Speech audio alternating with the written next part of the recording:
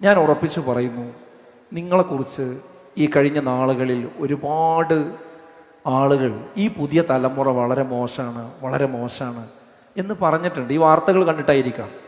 പക്ഷെ അന്നൊക്കെ ഞങ്ങളൊക്കെ പറഞ്ഞൊരു കാര്യമുണ്ടായിരുന്നു, കുട്ടികളെ നിങ്ങൾ ഒരിക്കലും കുറ്റം പറയരുത്. കാരണം അവർ ജീവിക്കുന്ന ഈ സാഹചര്യമാണ് അവരെ അങ്ങനെ ആക്കുന്നത്.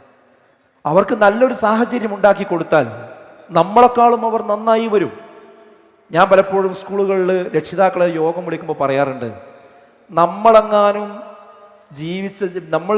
നമ്മുടെ ചെറുപ്രായത്തിൽ ഈ ഇൻ്റർനെറ്റും ഈ സൗകര്യവും മൊബൈൽ ഫോൺ ഉണ്ടായിരുന്നുവെങ്കിൽ നമ്മൾ ഒരുപക്ഷെ ഇങ്ങനെയൊക്കെ തന്നെ ആയിരിക്കും. അപ്പം ഈ സാഹചര്യത്തിൽ പറന്ന് വീണ മക്കളായതുകൊണ്ട് സ്വാഭാവികമായിട്ടും അവർക്ക് എന്തുണ്ടാവും, അതിൻ്റെ പ്രയാസങ്ങളുണ്ടാവും. പക്ഷേ അവർക്ക് നല്ല ഒരു സാഹചര്യം ഒരുക്കി കൊടുത്താൽ വെള്ളത്തിലിട്ട ഒരു മത്സ്യം പോലെ വളരെ ശാന്തമായി അവർ ഒഴുകുന്നത് നമുക്ക് കാണാൻ പറ്റും എന്ന് നമ്മൾ പറഞ്ഞതാണ്. ഇൻഷാ അല്ലാഹ് ആർക്കെങ്കിലും സംശയം ഉണ്ടെങ്കിൽ മെയ് 11 നിങ്ങൾ പെരിന്തൽമണ്ണയിൽ വരൂ എന്ന് നമ്മളെല്ലാവരോടും ഈ കേരളം മുഴുവൻ ഓർമ്മിപ്പിച്ചതാണ്. അൽഹംദുലില്ലാ, അൽഹംദുലില്ലാ, അതിവിടെ കണ്ടിരിക്കുകയാണ്.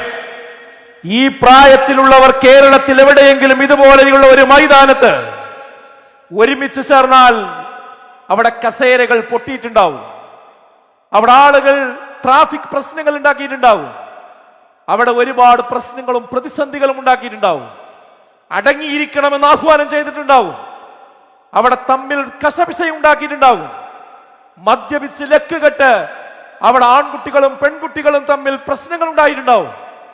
അള്ളാഹുവിന്റെ അപാരമായ അനുഗ്രഹത്താൽ ഈ സമയം വരെ ഈ ഒരു സദസ്സിൽ നിന്ന് ഈ 10,000 ഒരുമിച്ച് കൂടിയ ഈ സദസ്സിൽ നിന്ന് അങ്ങനെ ഒരു മറുവർത്തമാനം, ഒരു അപശബ്ദം ഉണ്ടായില്ല എന്നത് ലോകമേ കേൾക്കുക.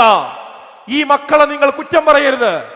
ഇവർക്ക് നല്ല ഒരു സൗകര്യം, നല്ലൊരു സാഹചര്യം നിങ്ങൾ ഒരുക്കി കൊടുക്കുകയാണെങ്കിൽ ഇതാ ഇതുപോലെ അവർ ക്യാമ്പസിലും വീട്ടിലും നാട്ടിലും അവർ പെരുമാറും എന്നത് ഉട്ടോപ്പിയ അല്ല, സങ്കല്പമല്ല. പെരിന്തൽമണ്ണയിൽ വിസ്ഡം സ്റ്റുഡൻസ് അത് തെളിയിച്ചിരിക്കുന്നു.